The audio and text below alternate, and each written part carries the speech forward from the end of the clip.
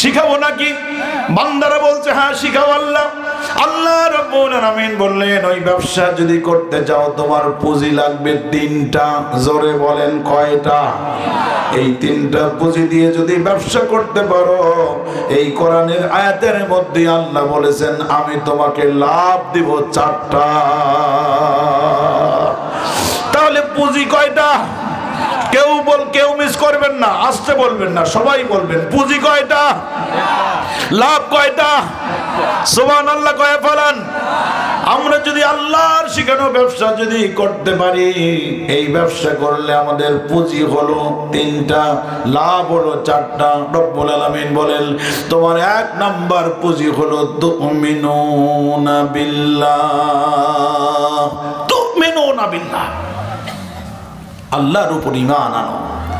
ওলামায়ে কেরামও আছেন এখানে অনেকে, তারা বুঝবেন, আপনারাও বুঝবেন।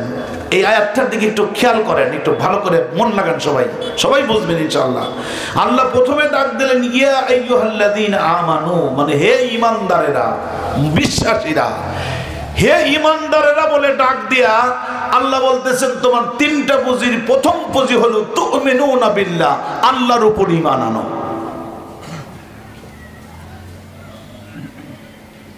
কি মনে হয় এটা? জিনিসটা একটু কেমন হয়ে গেল? আল্লাহ নিজেই ডাকতেছেন হে ঈমানদার। এই কথা ডাকার পরে আল্লাহ বলতেছেন তোমার পুঁজি হলো কয়টা? 3টা। তার মধ্যে প্রথম পুঁজি কি? ঈমান আনো। তো কি ধরনের কথা হলো? আমি যতটুকু বুঝেছি কোরআন এবং হাদিস থেকে, তাফসীর থেকে, অসংখ্য তাফসীর গুলো রিয়ালাইজ করে, রিসার্চ করে, গবেষণা করে করে আমি বুঝবার চেষ্টা করেছি কি করতে হবে আসলে আমাদের। রব্বুল আলামিন বললেন ও দুনিয়ার মুমিনেরা শোনো, এই যে ইয়া আইয়ুহাল্লাযীনা আমানু, ও মুমিনরা, ব্যবসার 1 নাম্বার পুঁজি হলো আল্লাহর উপর ঈমান। তার মানে হলো কোনো ঢিলে ঢালা ঈমান হলে চলবে না, ঈমান হতে হবে আমাদের মজবুত ঈমান। ঠিক কিনা? সৈয়দ আবুল আলা মওদুদী রহমাতুল্লাহ আলাইহি বিশ্ববিখ্যাত ইসলামিক স্কলার্স, যাকে যুগের মুজাদ্দিদ বলা হয়, কথা বলেন ঠিক কিনা? তিনি হলেন আওলাদে রাসূল। আল্লাহু আকবার কন্না। আল্লাহর রাসূলের বংশধর, আওলাদে রাসূল, বিখ্যাত ইসলামিক স্কলার্স সৈয়দ আবুল আলা মওদুদী রহমাতুল্লাহ আলাইহি তিনি বলেছেন এই ঈমান হলো সেই ঈমান খাঁটি সোনায় একদম অগ্নি পরীক্ষার চুল্লিতে দগ্ধ হয়ে খাঁটি মোলায় পরিণত হয়ে যাওয়া। গাদা সাউন্ডটাকে একটু চিকন করে দাও, কেমন একটু বেশি ইয়া লাগতেছে। সাউন্ডটাকে একটু চিকন করো জাস্ট, ঠিক আছে? কি বললেন? ও ভালো করে বোঝেন। অগ্নি পরীক্ষার চুল্লিতে, চুল্লি মানে কি? চুলা, চুলা। অগ্নি পরীক্ষার চুল্লিতে, আগুনের পরীক্ষার চুলায় জ্বলে পুড়ে ছারখার হইয়া একদম খাঁটি সোনায় পরিণত হওয়ার নাম হলো তুমিনুনা বিল্লাহ। একটু জোরে সোরে কি সুবহানাল্লাহ বলা যায়? এর প্রমাণ যদি আপনি দিতে চাই, সেই কি ঈমান, কোন ধরনের ঈমানের কথা বললেন? আপনারা নিশ্চয়ই বিশ্ব নবীর সাহাবী হযরতে খুবাইবের কথা আপনারা শুনেছেন আমার ভাইয়েরা। সাইয়েদনা খুবাইব রাদিয়াল্লাহু তাআলা আনহু ইসলাম গ্রহণ করলেন। এক পর্যায়ে আবু জেহেলের ওই বন্দিখানায় বন্দী হয়ে গেলেন। এই যে আজকের জেলখানা নতুন নয়, ওই জেলখানার নমরুদেরও একমাত্র অবলম্বন, ওই ফেরাউনের অবলম্বন, ওই হামান কামান, ওই সমস্ত আবু জেহেল, আবু লাহাব যারাই ছিল ইসলামের পক্ষে, কোরআনের পক্ষে, ইসলামের পক্ষে যারাই কথা বলেছে, আমি আপনি হামাশামা মানুষ আল্লাহর নবীদেরকে পর্যন্ত ধরে ধরে জেলখানায় নিয়েছে। কথা বলেন ঠিক কিনা? এই জন্য জেলখানা তখনও ছিল, আজও আছে। আমার ভাইরা, হযরত খুবাইবকে গ্রেফতার করল আবু জেহেল। গ্রেফতার করার পর তার উপরে রিমান্ডে মার চললো, যেন তেন মার না, শুধু মার আর মার। একদম শরীর থেকে মাংসগুলো আলাদা করা শুরু করলো, মারতে মারতে মারতে মারতে একটা পর্যায়ে গিয়ে হযরত, আমি একেবারে সংক্ষেপ করছি, খুব লম্বা চড়া একটা ঘটনা। হযরত খুবাইব রাদিয়াল্লাহু তাআলা আনহু মুমূর্ষ অবস্থায় পড়ে আছেন, একেবারে মরণের আগ মুহূর্ত, মুমূর্ষ অবস্থা পড়ে আছেন খুবাইব, চলে যাবেন দুনিয়া থেকে। এমন একটা সময় আবু জেহেল গিয়া তাকে বলল, এ খুবাইব, তোমাকে আমি ছেড়ে দিতে পারি, একটা কাজ তোমাকে করতে হবে। বলে, কি কাজ? বলে, তোমার জবান দিয়া একবার শুধু বলবা, শুধু স্বীকার করবা, এটা করব না, শুধু স্বীকার করবা আমি ইসলামকে, ইমানকে আমি আমার জীবন থেকে সরে গেলাম, ইমান থেকে আমি নিজেকে সরাইয়া নিলাম। শুধু মুখ দিয়ে ঘোষণা করবা, বাস্তবায়ন করার দরকার নাই।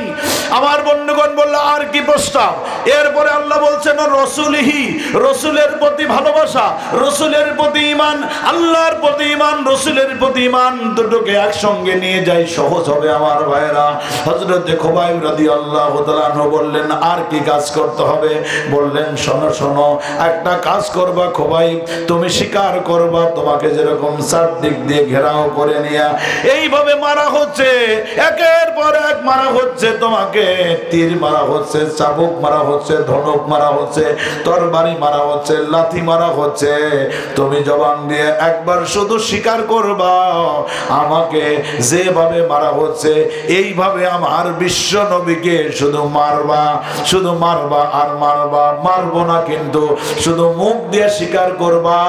এই স্বীকারটা করলে পরেই তোমাকে ছেড়ে দেওয়া হবে।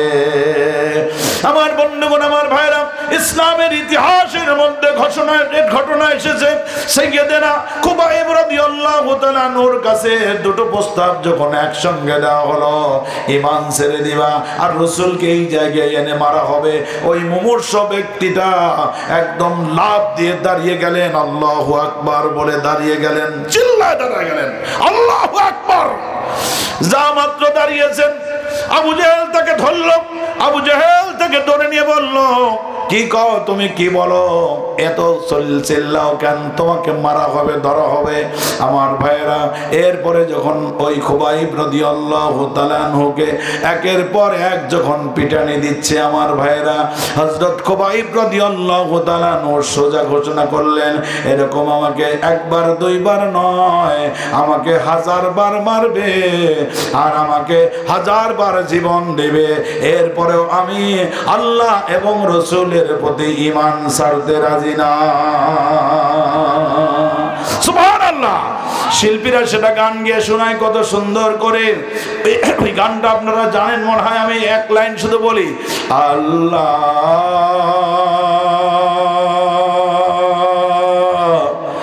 আল্লাহ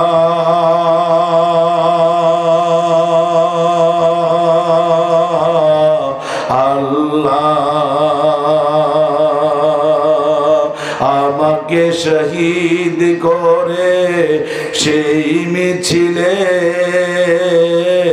শামিল করে নিও, আল্লাহ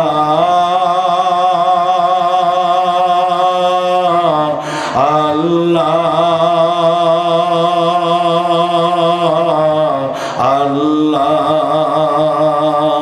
যেই মিছিলের নেতা আমির হামজা খুবাইব খাব্বাব, আল্লাহর ছিল যারা অতি প্রিয়, শামিল করে নিও, আল্লাহ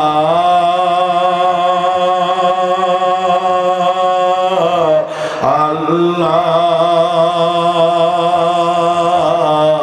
আল্লাহ। একটু আওয়াজ করে বলেন তো দেখি মারহাবা। রব্বুল আলামিন বললেন, আমি যেন তেন ঈমানের কথা বলছি না, ওই রকম ইমানদার হতে হবে। আসিবান নাস আইয়ুতরাকু আইয়াকুলু আমান্না ওয়া হুম লা ইফতানুন, মুখে মুখে বলবো আমি ঈমান এনেছি। রব্বুল আলামিন বলে আমি কি তোমাকে পরীক্ষা করে দেখব না? তুমি কি আসল ইমানদার, খাঁটি ইমানদার, নাকি তুমি মুনাফিক? বলেন ঠিক কিনা? আল্লাহ রাব্বুল আলামিনের পরে বলছেন তুজাহিদুনা ফি সাবিলিল্লাহি বিআমওয়ালিকুম ওয়া আনফুসিকুম যালিকুম খায়রুল লাকুম ইন কুনতুম তা'লামুন। রব্বুল আলামিন বললেন 3 নাম্বার পুঁজি হলো তোমার আল্লাহর জমিনে আল্লাহর দ্বীন প্রতিষ্ঠা করবার জন্য তোমার মাল এবং জান দিয়ে তুমি একেবারে জিহাদের ময়দানে সংগ্রামে নেমে যাও। রব্বুল আলামিন বললেন যদি তুমি এই কাজগুলো করতে পারো, আল্লাহর উপর ঈমান, রাসূলের প্রতি ঈমান, জান মান দিয়ে আল্লাহর রাস্তায় সংগ্রাম করে আল্লাহর জমিনে আল্লাহর দ্বীন প্রতিষ্ঠার সংগ্রাম যদি করতে পারো, আমি রব্বুল আলামিন 1 নাম্বার ফায়দা তোমাকে দিয়েছি, তোমাকে জাহান্নাম থেকে মাফ করেছি। আর 2 নাম্বার ফায়দা হলো ইয়াগফিরু লাকুম যুনুবাকুম, আল্লাহ রব্বুল আলামিন বলেন তোমার জীবনের গুনাহগুলোকে আমি আল্লাহ মাফ করে দিব। আমার বন্ধু, আমার ভাইরা, এরপরে রব্বুল আলামিন বললেন এই 3টা কাজ যদি তোমরা একসঙ্গে করতে পারো, ইদখিলকুম জান্নাতিন তাজরি মিন তাহতিহাল আনহার, একটা জান্নাত আমি আল্লাহ তোমাকে দিব যেই জান্নাতের নিচ দিয়ে নহরসমূহ প্রবাহিত হয়েছে। আমার ভাইরা, এই যে রব্বুল আলামিন বললেন জাহান্নাম থেকে মাফ, গুনাহগুলো মাফ, এরপরে হলো জান্নাত দিবেন। এরপরে আল্লাহ রব্বুল আলামিন বলেন বান্দারে আমি খুব ভালো করে জানি তোরা দুনিয়ার মধ্যে একটু বিজয় দেখতে চাস। কথা বলেন চাই নাকি চাই না? আমার বন্ধুগণ, আমার ভাইরা, প্রতিটি মুমিন দুনিয়ার মধ্যে বিজয় দেখতে চায়। যেমন বিশ্ব নবী বদরের ময়দানে যুদ্ধ করবার জন্য গেলেন, সব সেনাপতিদের সৈনিকদের সাজালেন। আল্লাহর নবী সেনাপতিদের সাজাইয়া রব্বুল আলামিনের হাবিব এসে আল্লাহর কাছে হাত তুলে ধরলেন, আল্লাহ রব্বুল আলামিন আমার সারা জীবনের ইনকাম আমার 313 জন সাহাবী, আমার সারা জীবনের ইনকাম আমার আবু বকর, ওসমান, আমার আলী, আল্লাহ রব্বুল আলামিন আজকে যদি আজকে আবু বকর, ওমর, ওসমান, আলী 313 জন সাহাবী যদি যুদ্ধে হেরে যায়, তোমার নাম নেওয়ার মতো কেউ থাকবে না রে আল্লাহ। আজকে যেন আমি খালি হাতে ফিরে না যাই, আল্লাহ তুমি ইসলামের বিজয়টা দিয়ে দাও। তার মানে বিশ্ব নবীও মনে মনে ওই দুনিয়ার মধ্যে বিজয় চাই। কথা বলেন ঠিক কিনা? সাহাবীরা চায়। হযরত আবু বকর রাদিয়াল্লাহু তাআলা আনহু ঠান্ডা প্রকৃতির একজন মানুষ। ওই যে আমরা জুমার খুতবায় বলি আরহামু উম্মতি বি উম্মতি আবু বকর। আবু বকর হলো বিশ্ব নবীর সাহাবীদের মধ্যে নরম দিলের একজন সাহাবী। ওই হযরত আবু বকরের জীবনেও যত যুদ্ধ করেছেন শুধু বিজয় আর বিজয়। হযরত ওমরের কথা তো আপনারা জানেন, এত রাগ আল্লাহ দিয়েছেন, এত শক্তি আল্লাহ দিয়েছেন যে রাস্তা দিয়ে হেঁটে যায় শয়তান পর্যন্ত পালায়া যায়। বলেন ঠিক কিনা? আমার বন্ধুগণ, হযরত ওমর একটা যুদ্ধ, দুইটা যুদ্ধ নয়, যতগুলো যুদ্ধ করেছেন ম্যাক্সিমাম যুদ্ধে বিজয় বেশে ফিরেছেন। হযরত ওসমান, হযরত আলী, সাহাবা রিদওয়ানুল্লাহি তাআলা আলাইহিম আজমাইন, তারাও যুদ্ধের ময়দানে বিজয় চেয়েছেন। আল্লাহ ভালো করে জানেন মানুষের মধ্যে দুনিয়া একটা বিজয় সবসময়ের জন্য চায়। যদি বিশ্ব নবী বিজয় চায়, যদি আবু বকর বিজয় চায়, যদি ওমর বিজয় চায়, যদি ওসমান বিজয় চায়, যদি আলী বিজয় চায় রাদিয়াল্লাহু তাআলা আনহুম, তামি বিসাব যদি বিজয় চায়, তাহলে একটু বলেন তো ওই বিশ্ব নবী এবং সাহাবা আজমাইনের পথে ধরে আমাদের কি বিজয় চাওয়া কোনো অপরাধ নাকি? কথা বলেন, কোনো অপরাধ? এই জন্য পৃথিবীখ্যাত, বিশ্বখ্যাত ইসলামী আন্দোলনের অন্যতম প্রধান শহীদ আমির জামাত পাবনার কৃতি সন্তান চমৎকার করে বলেছিলেন, আমি ফাঁসির মঞ্চে শহীদ হয়ে যাব, কোনো টেনশন নাই, তবে একটা ভবিষ্যদ্বাণী করে যায়, আমাদের শাহাদতের বিনিময়ে এই জমিনে ইসলামী আন্দোলনের আরেক ধাপ সামনে এগিয়ে যাবে। কথা বলেন ঠিক কিনা?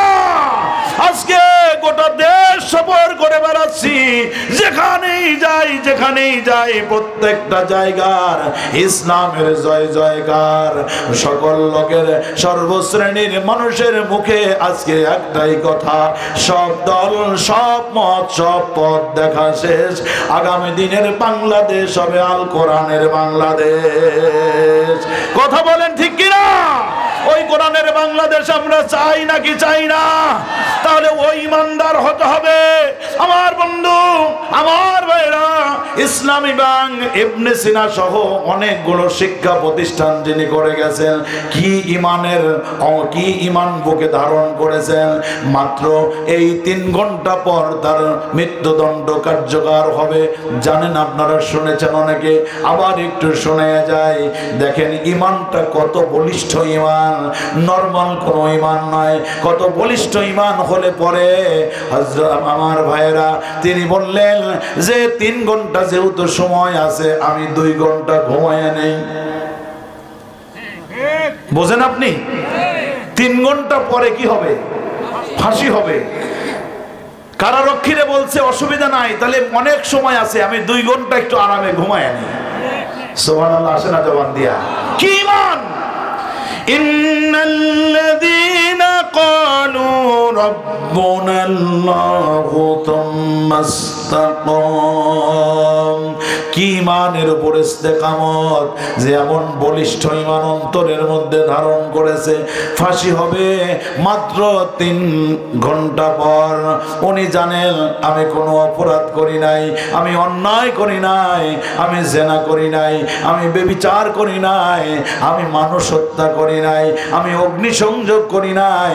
বানানো আইন আদালত দিয়া একটা মহান স্বার্থ শরীর সংশ্লিষ্ট বিষয়ে এই নিজের ক্ষমতাকে পাকাপোক্ত করবার জন্য আমাকে ফাঁসি দিচ্ছে, আমার কোনো অসুবিধা তাতে নাই। উনি বললেন, যেহেতু আমি আল্লাহর কোরআনের আন্দোলন করি, এই জন্য যদি আমাকে একবার শাহাদত কেন, আমি 1000 বার শাহাদত বরণ করতে রাজি আছি। আমার বন্ধুগণ, কি আত্মা, কি নফস তৈরি করেছেন, আর যে কথা সেই কাম। বললেন 2 ঘন্টা ঘুমানোর পরে আমাকে 1 ঘন্টা থাকতে ডাক দিবা। উনি গিয়ে দেখছেন ঠিকই এরকম মাথার নিচে হাতটা দিয়ে ঘুমিয়ে গেছে, আরামে নাক ডেকে ঘুমায়। 2 ঘন্টা পরে কারারক্ষীকে ডেকেছেন, স্যার আর 1 ঘন্টা আছে।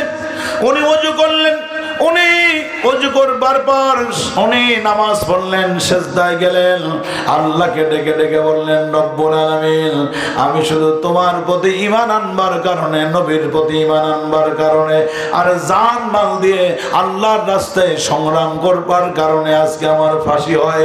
রব্বুল আলামিন, একটা মাত্র আবেদন তোমার কাছে হবে, ওই জান্নাতের মধ্যে সাইয়্যিদুশ শুহাদা হযরত আমির হামজার নেতৃত্বে যে মিছিল হবে, আল্লাহ ওই মিছিলে তুমি আমারে শরীক বানায়া দিও। আল্লাহু আকবার। আমার বন্ধুগণ, আমার ভাইরা, ঈমান যদি সেরকম হয়, ওই ঈমানকে কেউ টলাতে পারে না, ঈমানকে কেউ ছোট করে দেখতে পারে না। হযরত আব্দুল্লাহ ইবনে হুযায়ফা রাদিয়াল্লাহু তাআলা আনহু, আল্লাহর রাসূলের একজন বড় জলিলুল কদর সাহাবী, ওই গ্রেফতার হলো তদানীন্তন সময়ে রোম সম্রাটের সেনাবাহিনী কর্তৃক আল্লাহর রাসূলের একজন প্রিয় সাহাবী 50 জন সৈনিক সহ গ্রেফতার হয়ে গেলেন। গ্রেফতার হওয়ার পরে এখন ওই রোম সেনাপতি ডাকছে, জোরে একটু ডাকো। দেখতে তো খুব হ্যান্ডসাম চেহারা, আর হ্যান্ডসাম তো হবেই। সাহাবী কার? বিশ্বনবীর। সুবহানাল্লাহ কন্যা, বিশ্বনবীর সাহাবী, হ্যান্ডসাম চেহারা, ইয়াং টল ফিগার, চেহারার মধ্যে যেন আগুন ঝরে। নূর চমকায়। চেহারা দেখে রোম সম্রাট আশ্চর্য হয়ে গেছে, কিরে মানুষের চেহারা এত সুন্দর হয় নাকি? ডাকলেন, এই যুবক আসো, তোমাদের পরিচয় কি? উনি পরিচয় বললেন, আমার পরিচয় শুনবেন নাকি? আমার পরিচয় হলো ওয়ামান আহসানু কাওলাম মিম্মান দাআ ইলাল্লাহি ওয়া আমিলা সালিহান ওয়া ক্বালা ইন্নানি মিনাল মুসলিমিন। আল্লাহু আকবার। উনি বললেন আমার পরিচয় হলো আমি মুসলিম। আল্লাহু আকবার।